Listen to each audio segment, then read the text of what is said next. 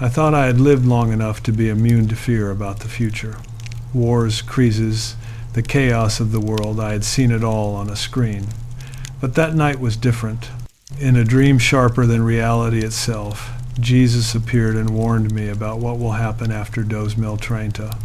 It wasn't about the end of the world, but about what will happen to us, our purpose, our direction, our souls. And in that moment, I knew I no longer had the right to stay silent. I didn't go to bed expecting anything holy to happen. It was one of those nights when the world feels heavy in a quiet, invisible way. The news had been a blur of numbers and noise again, storms, protests, markets, elections. I turned the TV off, but the chaos stayed on inside my head after 2030. Some experts said it would be a new golden age. Others promised collapse. I didn't believe any of them. I just felt tired. The house was dark, the kind of darkness that doesn't scare you, just reminds you that you're alone. The hum of the refrigerator, the red digital clock on the microwave, the faint light from the street outside, that was all. I moved through the hallway like a ghost in my own life, brushing my hand against the wall, feeling the cold paint beneath my fingers. It was past midnight, but my mind refused to lie down. I remember standing by the window for a long time, watching nothing. The street was empty, no cars, no voices, just the pale wash of a street lamp spilling onto the pavement. The world looked paused, as if someone had pressed a button and forgotten to start it again. I thought about work, about bills, about the messages I hadn't answered, the kind of small worries that pile up until they start to feel like destiny. When I finally lay down, it wasn't because I was sleepy, it was because I was exhausted from thinking. I stared at the ceiling, tracing cracks in the paint with my eyes, listening to my own breathing. I remember this detail clearly, the way my chest rose and fell, a little too fast, like my body knew something my mind didn't. I closed my eyes and told myself the same lie I always did. Tomorrow will be normal. But sleep didn't come gently. It was as if someone dimmed the sound of the room first. The hum, the distant traffic, even the faint ticking of the clock, all of it resetted, like water pulling back before a wave. My body felt heavy, yet strangely light at the same time, as if I was pinned to the mattress and floating above it in the same breath. I tried to move my hand. It wouldn't obey. Then the light changed. It wasn't the soft, warm glow of morning or the harsh white of a phone screen. It was cold, clean, almost silver, a light that didn't come from any lamp I owned. It didn't flood the room. It selected it. One corner first, then the wall, then the air itself. The darkness didn't disappear. It stepped back like it knew its place. I should have been terrified. Maybe I was. But the fear didn't feel like panic. It felt like standing at the edge of a truth I had spent my whole life avoiding. Every sound was gone. No cars, no wind, no house settling in the night. Only the silence, thick and deliberate, like someone holding their breath. My thoughts tried to rationalize it. Maybe it's a dream. Maybe it's a trick of the eyes. Maybe I left something on. But somewhere deeper, beneath the noise of excuses, there was a still, quiet knowing. This is not normal. This is not random. You are being called. The bed, the room, the weight of my own body, all of it started to feel distant, like scenery fading from the back of a moving train. I wasn't leaving the world, but I was being pulled into a different layer of it. Time stretched. Seconds felt like doors, and I was stepping through each one without moving at all. That was the moment of entry. I hadn't seen anything yet. I hadn't heard a single word. But I knew, with a certainty that left no space for doubt, that after this night, the way I looked at the future at 2030, and everything beyond it would never be the same. The light didn't move like light. It didn't flicker or spread or bounce off objects the way it should have. It simply existed, as if it had decided where to be and nothing could argue with it. It gathered in the corner of the room, the same corner I had ignored 1,000 nights before, and then it began to shape itself. At first, it was only an outline, a suggestion of a figure standing where there had been nothing. My instinct was to look away, to shut my eyes, to force myself awake, but I couldn't. Not because something held me down, but because something deeper in me refused to miss what was happening. The figure stepped forward, or maybe the light did. I couldn't tell. There were no footsteps, no sound of weight on the floorboards, just a presence moving closer, as if the distance between us wasn't physical at all, but something measured in courage. The closer he came, the more the room changed. The walls felt farther away. The air felt denser. My own thoughts sounded loud, clumsy, unworthy. I knew it was Jesus before I saw his face. I can't explain how. There was no introduction, no voice booming from the ceiling, no choir, no thunder, just a quiet certainty that settled over me like a heavy cloak.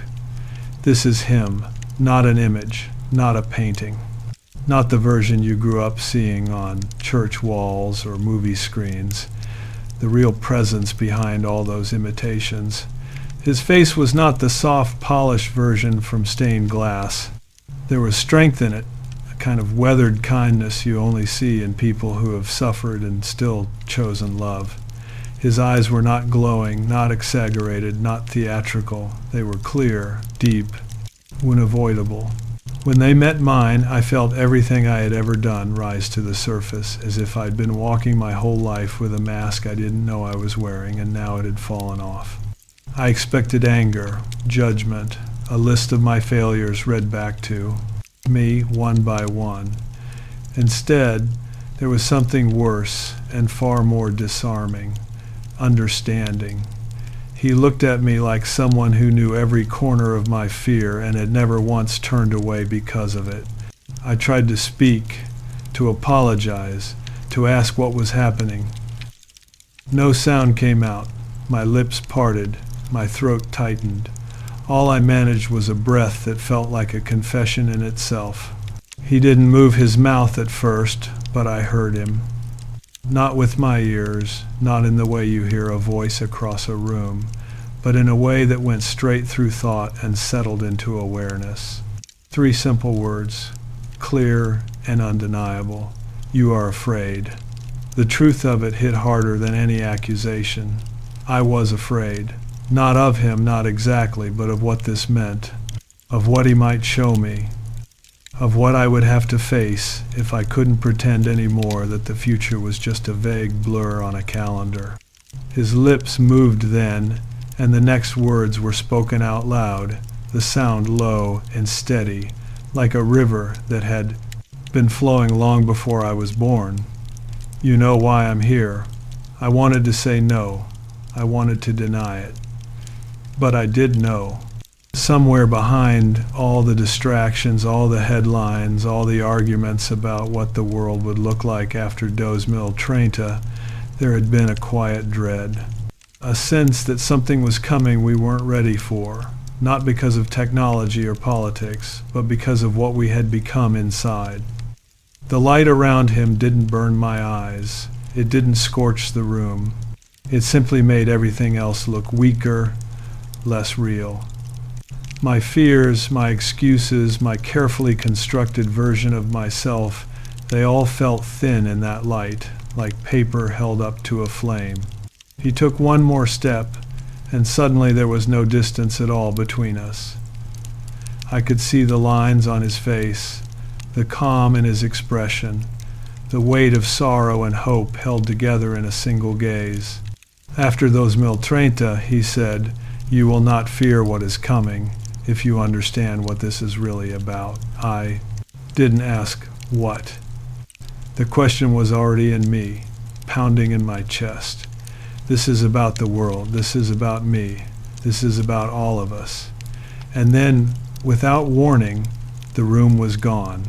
The world didn't end. It shifted. One moment I was in my room, staring into his eyes.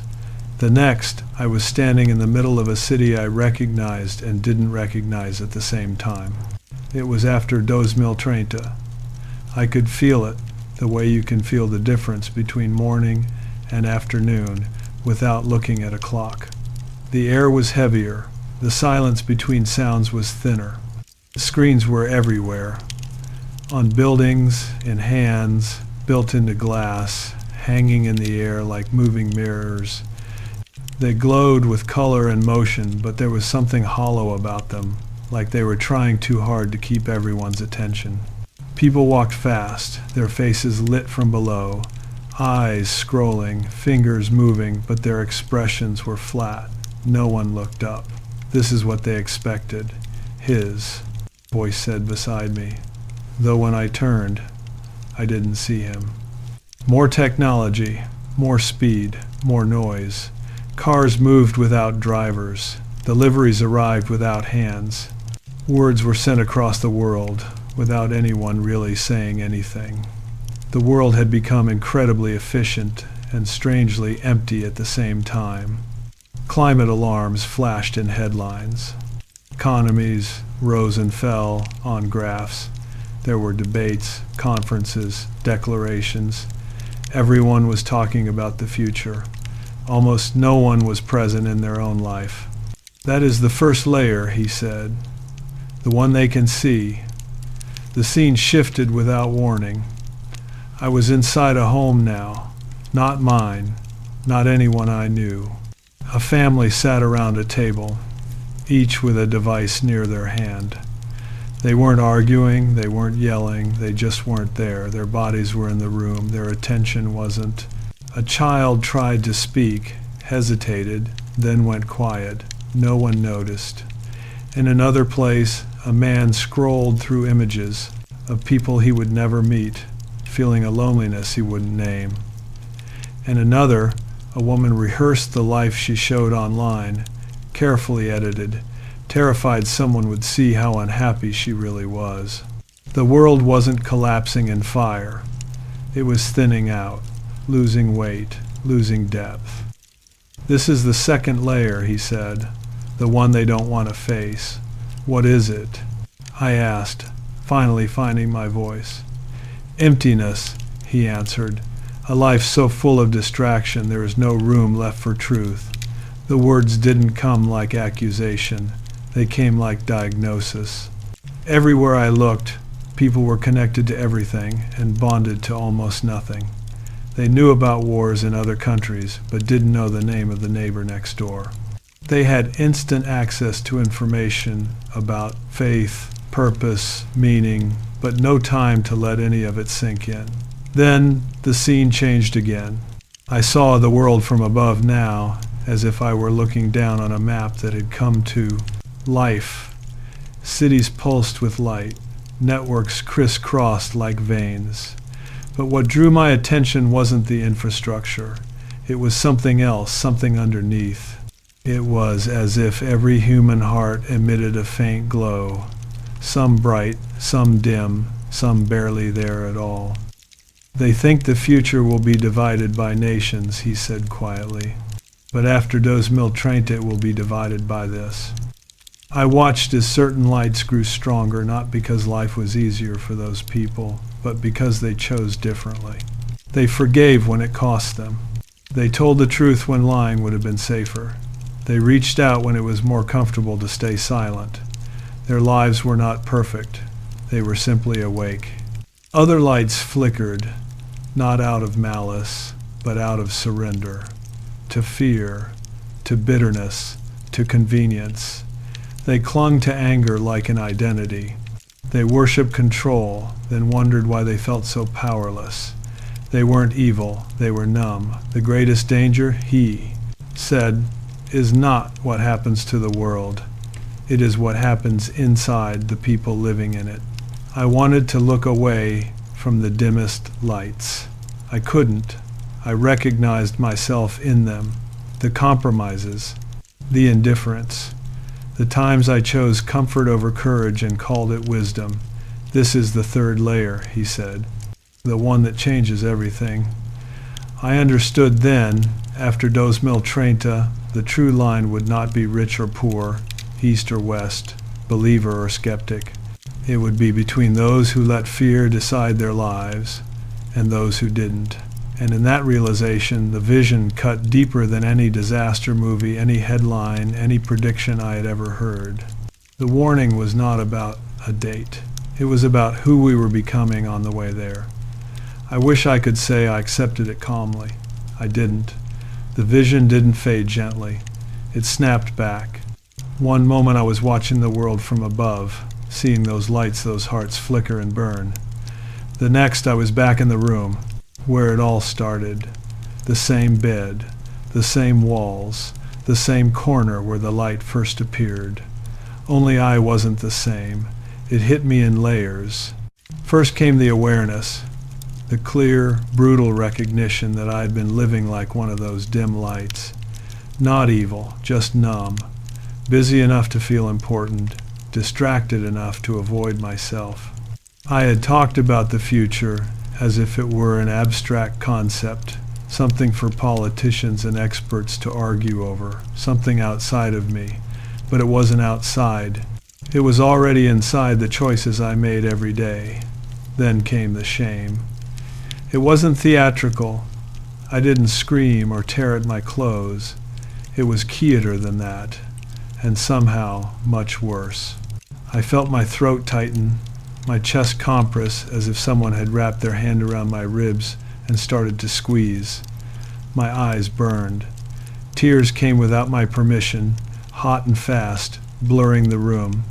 I knew, I whispered, or thought I did. I knew something was wrong. All the excuses I'd used over the years lined up in front of me like a row of ghosts. I'm tired. Everyone does it. It's not that serious. I'll fix it later. Later, until later had become a habit, a way of life. I had drifted, and now I was being forced to see where that drift was taking me. I can't do this, I said, but there was no one else in the room to hear it. Only him. He hadn't moved. He watched me, not with coldness, not with indulgence, but with a kind of steady sorrow that cut deeper than any anger could have. He didn't rush to comfort me. He didn't tell me it was fine. He simply let me break. My body folded in on itself. My knees pulled up. My hands shook. A single thought pounded through my head over and over. I wasted so much time. I thought of conversations I never had because I was too proud. Apologies I never gave because I was too stubborn. Acts of kindness I postponed because I was too busy. People I passed every day, treating them like background noise in my own movie. I thought of the moments when I felt the small, quiet nudge to do better, to be braver, to tell the truth, and chose comfort instead. I saw you, his voice came low and unhurried, every time. The words weren't a threat, they were a mirror. Every scene he had shown me out there now turned inward. I saw myself at a table, scrolling while someone I loved sat in silence. I saw myself turning away from someone who looked like they needed help, telling myself I had no time. I saw my own life as if it belonged to a stranger. I thought I believed, I said. I thought that was enough. Tears ran down my face, and I didn't even bother to wipe them away. There was nothing to hide anymore. Not from him, not from myself. Belief, he said, without change becomes comfort. The sentence landed like a blow, not to punish me, to wake me up. My heart pounded so hard, I pressed my hand against my chest as if I could physically hold it. Together. I am scared, I admitted, not of the world, of me, of who I've let myself become. For a moment there was only silence, not empty, full, a silence that gave weight to every word spoken inside it. Something inside me finally snapped, not in anger but in surrender. the kind that comes when you stop negotiating with the truth. My shoulders shook. My breath caught. I bowed my head, not because I thought I was supposed to, but because there was nowhere else to look. I broke. The words weren't poetic. They were literal. Something in the center of my life, something hard and carefully protected, cracked open. All the years of pretending, of numbing, of telling myself I was not that bad spilled out and lay there, exposed. And in that breaking, I understood the real warning. It wasn't just that the world was drifting toward a future of distraction and fear. It was that I had been drifting with it, quietly, comfortably, blindly. The danger after Dos Mil Treinta wasn't just out there. It was already in me. He didn't step closer. He didn't raise his voice. But something in the room shifted the way the air changes right before rain. The breaking had already happened. Now came the part that was harder in a different way, the part where I had to listen. You wanted to know what happens after Dos Mil Treinta, he said. It wasn't a question. It was a statement of the bargain I'd made with myself without realizing it. I wanted information, answers, predictions, something I could repeat to other people and sound wise, something dramatic enough to justify my fear. What he gave me instead was a lesson. The world will change, he said, but not in the way they expect. I waited for details, dates, events, disasters, charts in the sky. He didn't give me any. He spoke about something far less cinematic and far more dangerous. After Dos Mil Treinta, he said, it will become harder to hide what is inside. I frowned. What do you? Noise. He answered, has been your greatest shelter. Distraction. Endless choice. You have been able to drown out the truth with volume. But there is a limit to how long a soul can live like that. Images flickered at the edges of my vision, people with everything they thought they wanted and no idea why they still felt empty. More goods, more comfort, less meaning. The pressure will grow, he continued, not just in the climate, not just in systems and governments, in hearts and families, in the space between one person and another. He let that sink in before he added, and when pressure grows, what is inside comes out. I thought of anger, swallowed for years, erupting, of loneliness, ignored for decades, turning into cruelty, of fear, never named, disguising itself as control. So what do we do? I asked. My voice sounded small, but it was steady. He didn't answer with a slogan. He didn't give me a strategy to fix the world from the outside. His answer was almost disappointingly simple, until I realized how costly it actually was. You choose, he said, every day, in small, hidden places, whether fear or love will decide your life. He was quiet for a heartbeat, then repeated it slower. Do not let fear decide your life. The words didn't strike like lightning. They settled like seeds. You have built whole systems, he said, around fear. Fear of loss, fear of being unseen, fear of being wrong. You cover it with other names, success, security, influence, but it is still fear. He looked at me as if he was seeing not just my life, but the lives of millions layered on top of one another. Love is not a feeling you visit on good days, he said. It is a decision, a discipline, a way of standing in the world. He spoke of love in ways I wasn't used to hearing. Not romantic, not vague. Practical, concrete. Love is the choice to forgive when bitterness would feel safer. Love is telling the truth when a lie would protect your image. Love is showing up for someone when there is nothing in it for you. After Dos Mil Treinta, he said, these choices will matter more, not less. because the world will be more connected and more fractured. At the same time, you cannot control the systems, but you are not powerless. I thought of how often I had used the size of the world as an excuse. It's too big. I'm too small. Nothing I do matters. He cut through that gently, but without compromise. One heart that wakes up, he said, is not a small thing. He let me see it how one act of courage ripples further than we ever trace.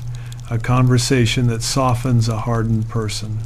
A quiet act of generosity that keeps someone from giving up. A single moment of honesty that breaks a family pattern of pretending. This, he said, is the real preparation for the future. Not stockpiling fear, not rehearsing disasters. Learning to live as if your life is not an accident, as if every person you meet is not an accident.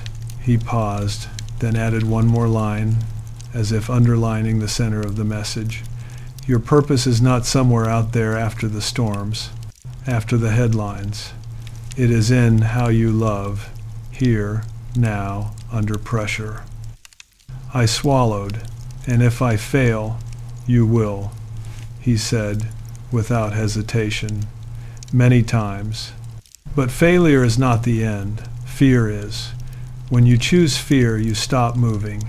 When you choose love, even in weakness, you are still on the way. The lesson was not a map of events. It was a map of the heart.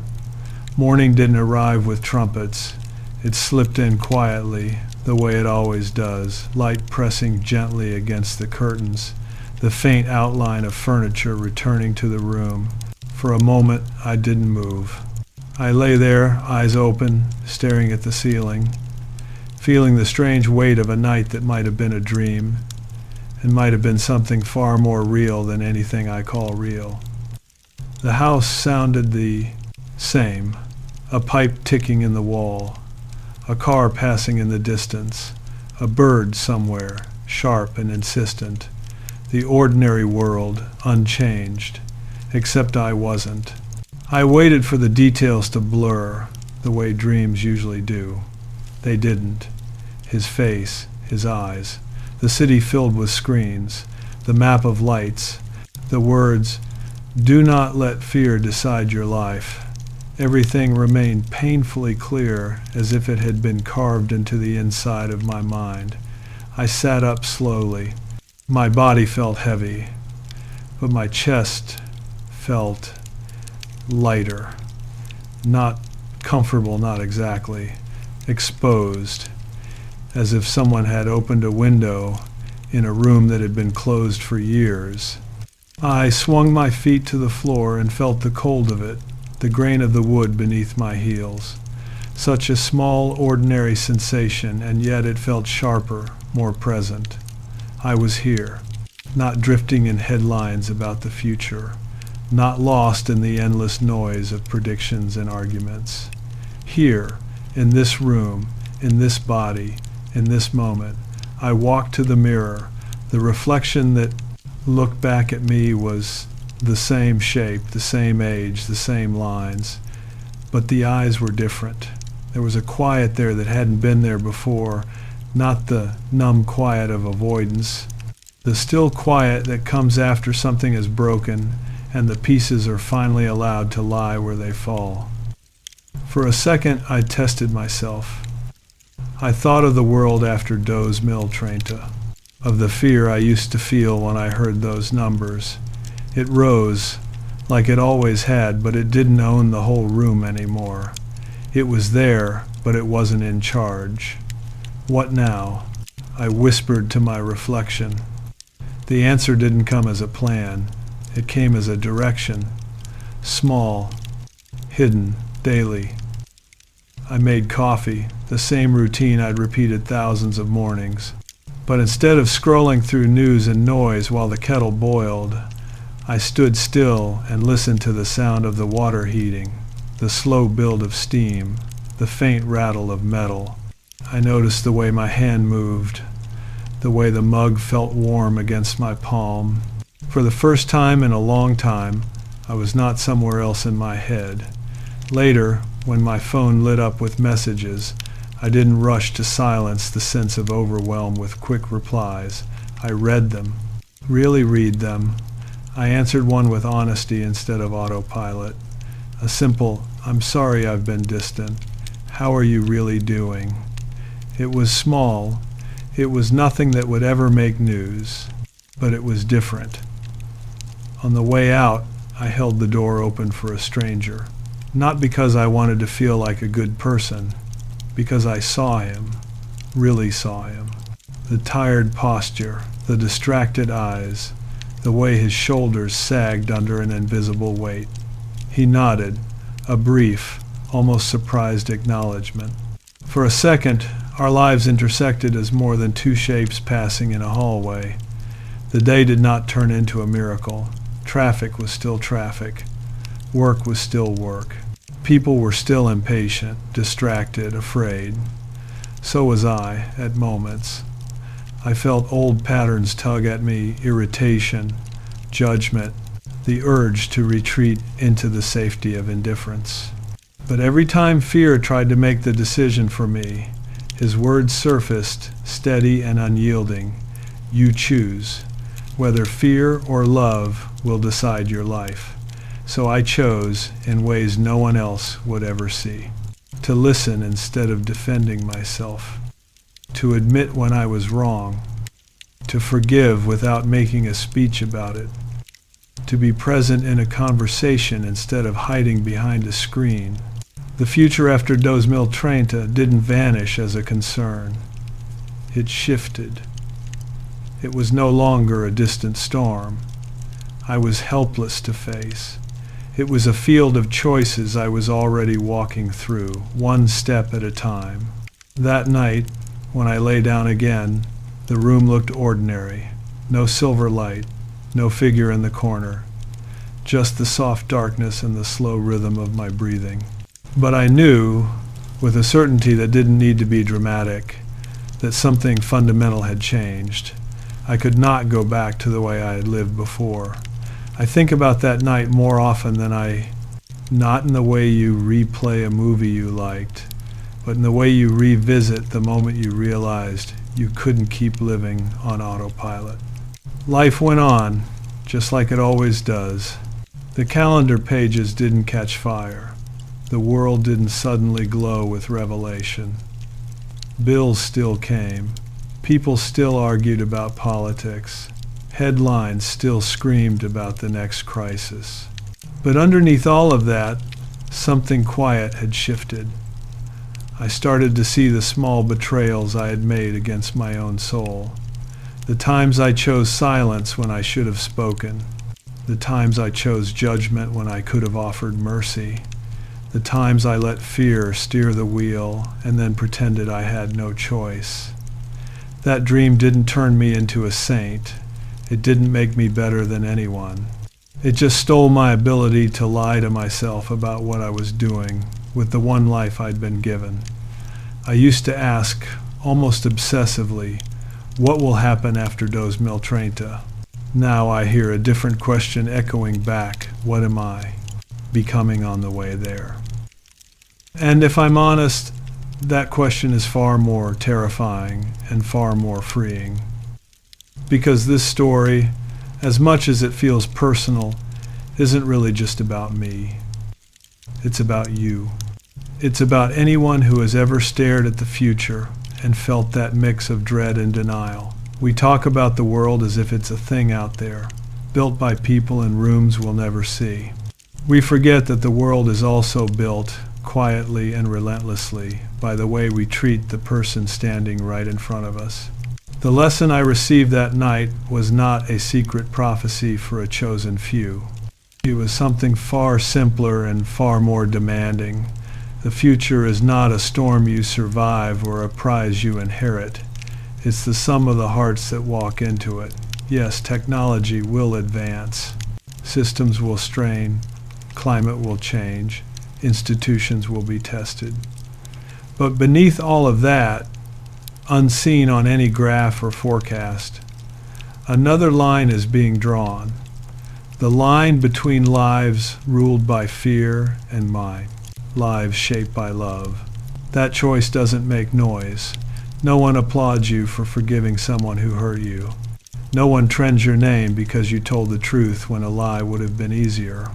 No one writes headlines when you sit with a lonely person instead of scrolling past their pain. But these are the places where the real future is being written. If you're waiting for a date on a calendar to decide who you are, you're already late. So this is not a call to panic or to hoard or to obsess over every rumor about what might come. It's a quieter, sharper invitation. Look at your own life. Look at the way fear dresses itself up as wisdom every time you choose distance over connection, self-protection over generosity, cynicism over hope.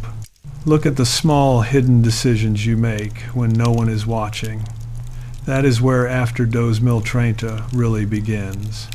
I can't prove to you that my dream was real. I can't hand you evidence or footage or statistics. All I can do is tell. And I went to sleep one person and woke up another not. Because the world had changed overnight, but because I could no longer pretend that my choices didn't matter. So if you've heard anything in what I've said, hear this. Do not let fear decide your life. You don't have to wait for a vision. You don't have to wait for a sign in the sky. You don't have to wait for the world to fix itself. You can start with the next conversation, the next act of courage, the next quiet refusal to let fear speak for you. Because in the end, when we look back at whatever waits beyond Dos Mil Treinta, the real story won't be the charts or the headlines or the speeches. It will be this: what happened to your heart while the future was on its way?